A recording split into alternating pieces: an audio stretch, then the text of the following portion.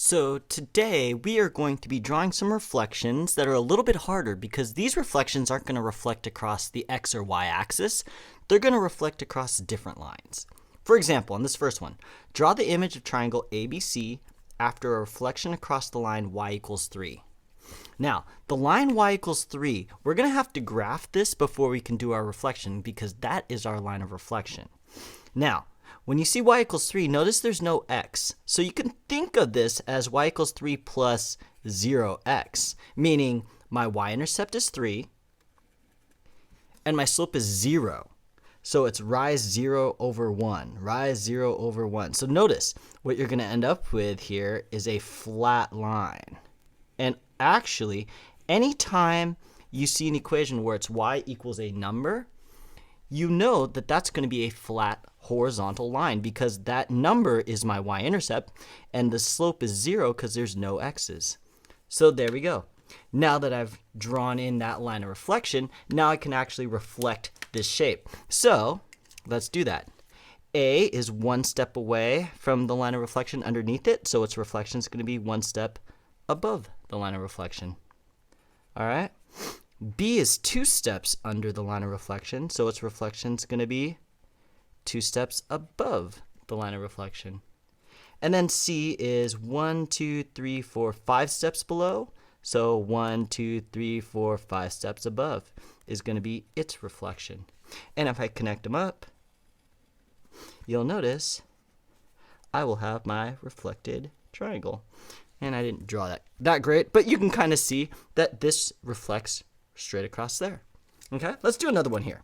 So the second one here, it says draw the image of DEF after a reflection across the line x equals -2. Now, this is a little bit harder because notice my equation isn't y equals. When it was y equals 3, notice it was a horizontal line because my y-intercept was 3. When you have x equals a number, in this case, it doesn't have a y-intercept, it has an x-intercept, meaning it crosses the x-axis at -2, and it is a vertical line through -2 on the x-axis. So our line of reflection in this case is a vertical line. All right? But now that we've drawn in that line of reflection, now we can reflect each of these corners of the triangle. So D is 1 step to the right of the line, so its reflection is going to be 1 step to the left of the line.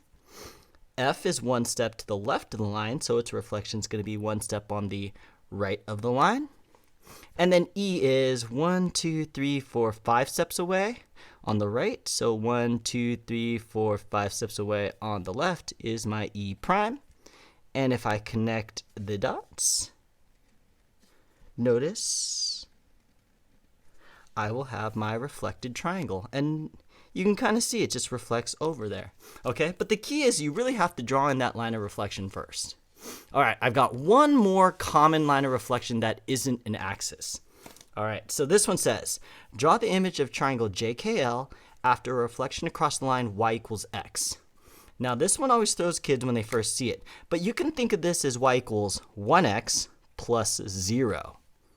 All right, because my slope is 1, and notice it doesn't have any other number added to the end of it, so you can think of it as adding 0. So my y-intercept is 0. And since it's 1x, that tells me my rise and run is up 1, right 1, up 1, right 1, because it's 1 over 1. So the line y equals x is actually this diagonal line through the origin.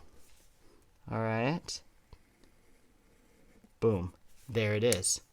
All right. So we are going to be reflecting everything across this diagonal line, which is actually a little tricky.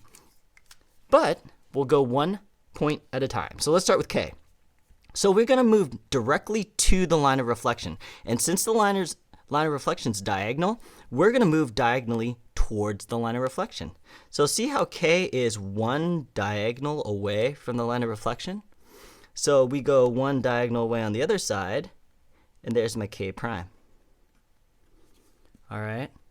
And I'm just drawing that in so you can kind of see that we actually have to move diagonally across the squares because our line of reflection goes diagonally across the squares the other way. And then for L, we have to go 1, 2.5 diagonal squares. So L prime is going to be here's my half. 1, 2. It's going to be right there. There's my L prime. All right.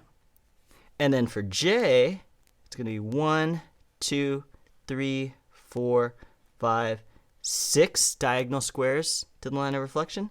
So 1, 2, 3, 4, 5, 6 diagonal squares to its reflection. All right, and then I'm going to connect them up with a red line so you can actually see the shape here. And there we go. And so once you notice it, and it might be easier to look at if I turn it a little bit, you can see it's just a reflection this way. All right, but it is a little bit harder when the line's diagonal because we have to move directly towards that line of reflection at a diagonal so that it forms a right angle with that line of reflection. All right, so hopefully you found this video helpful. If you did, please hit that like button. Also subscribe because it really helps us out. But with that being said, good luck on your math, and I'll see you next time.